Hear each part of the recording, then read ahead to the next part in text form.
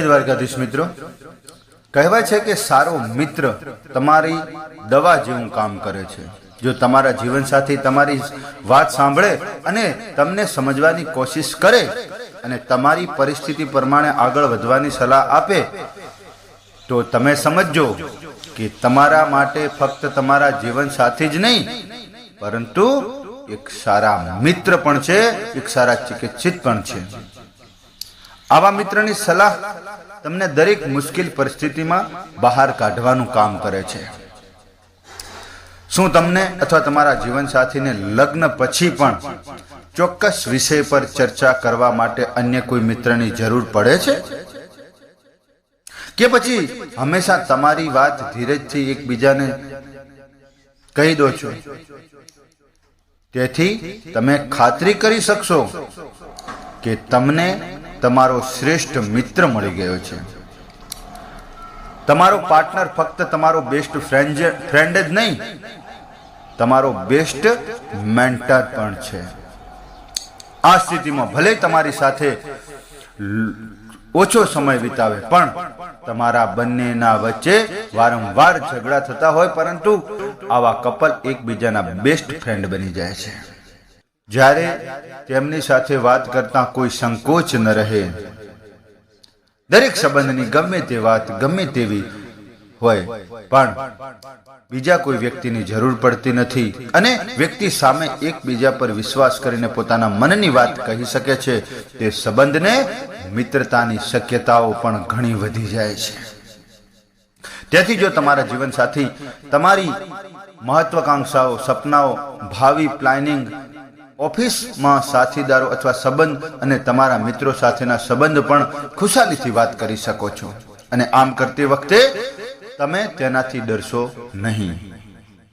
તમે અથવા ક્યાંક તે તમારી વાત પર ફક્ત તેની અને તમારી વચ્ચે જ રહેવા દેશે, તો સમજો કે તેના પર તમે સંપૂર્ણ વિશ્વાસ કરી શકો છો અને તે જીવનસાથીને રૂપમાં તમને એક સારો મિત્ર મળ્યો છે। તો મિત્રો, જીવનસાથી આપણો મિત્ર જરૂર હોવો જોઈએ, કારણ કે જ્યાં વાત અચકાઈ કે વિચારીને કરવી પડે એને મિત્ર ન કહેવાય। મિત્રતા માટે ઘણું ગુમાવવું પડે છે, ત્યારે એક જીવનસાથી સાચો મિત્ર બને છે અને એકબીજાની મિત્રતા પછી દુનિયામાં કોઈ તોડી શકતું નથી। બાકી તો ગામડામાં છે ને, એક અગાસી ઉપર પતિ પત્ની બે જણ વાત કરતા હતા અને એવામાં પતિ આમ થોડો નીચે જોયું અને પછી આમ થોડો હસ્યો, એટલે બાઈઓનો સ્વભાવ કેવા હોય તમને ખબર ને? પતિ હસ્યો એટલે એ બાઈ કીધું કે હું છે ત્યાં, હું જોવા હો? એટલે પતિને એમ કે હાલો મજા કરી લઈએ, કઈ તો કાંઈ નહીં, તારા હગા છે।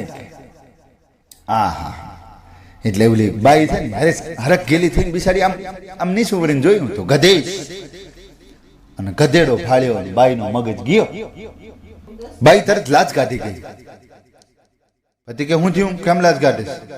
તો કે તો મારા હાહારા છે। આ હા, તમે પત્ની આગળ કોઈ દાડો ન જીતી શકો। બધા આમ તોરે વરાઈને ઉભા હતા ને એક વખત, તે આમાં પોલીસો બધી કેટલી આવીને ઉભા રહ્યા। એક ભાઈએ કીધું કે આટલું ટોરું કેમ બનાવ્યું છે? તો કે એક મર્ડર થઈ ગયું।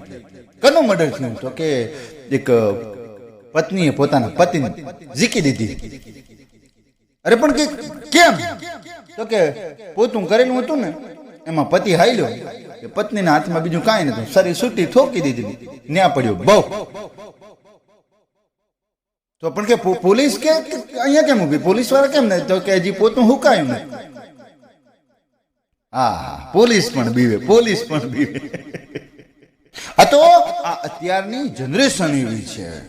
બાકી પત્ની, જ્યારે જલારામ બાપા એમના ઘેર એક માગણ આવીને ઉભો રહ્યો, જલારામ બાપાને કીધું કે વિક્ષામ દેહી।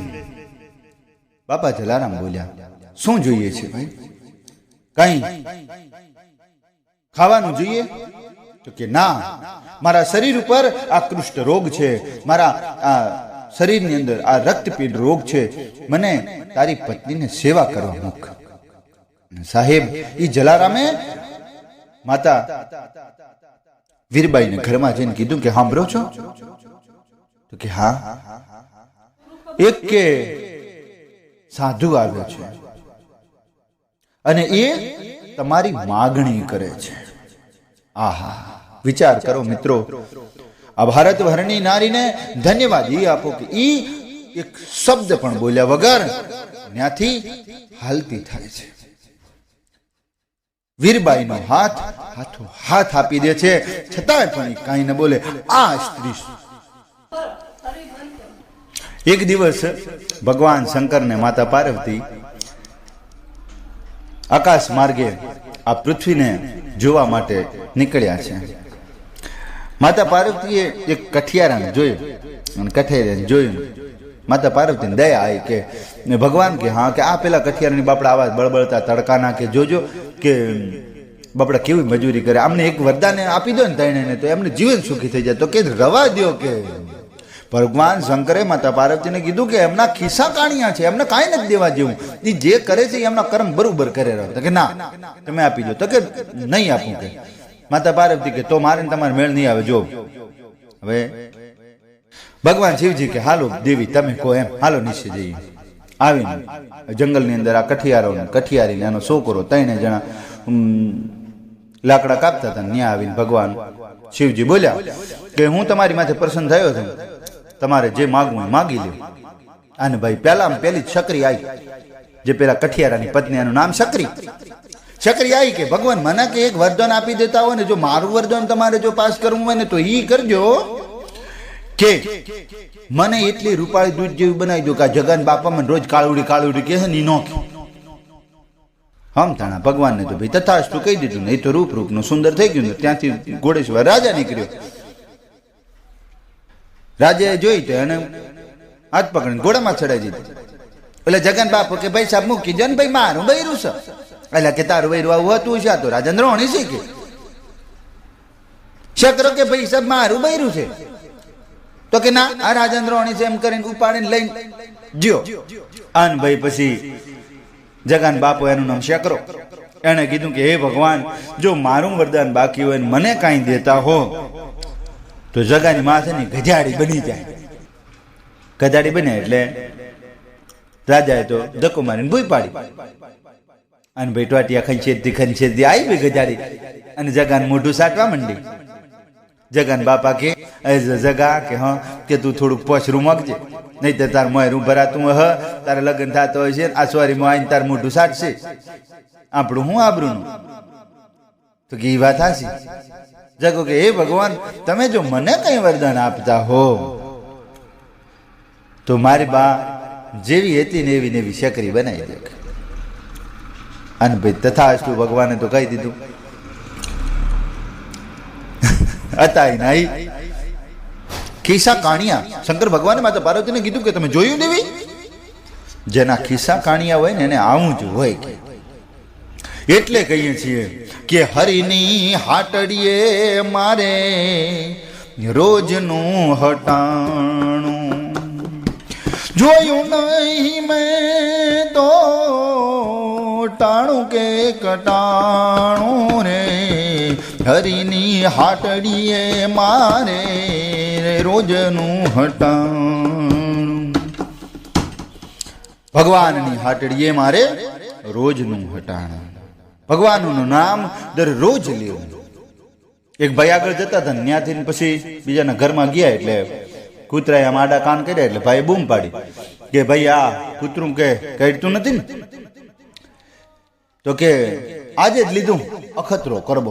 એટલે લીએ તું નખતરા અમારી માથ કરે, અમારા અહીંયા રેશન કાર્ડ માંથી નામ ભોહાઈ નાખે ને.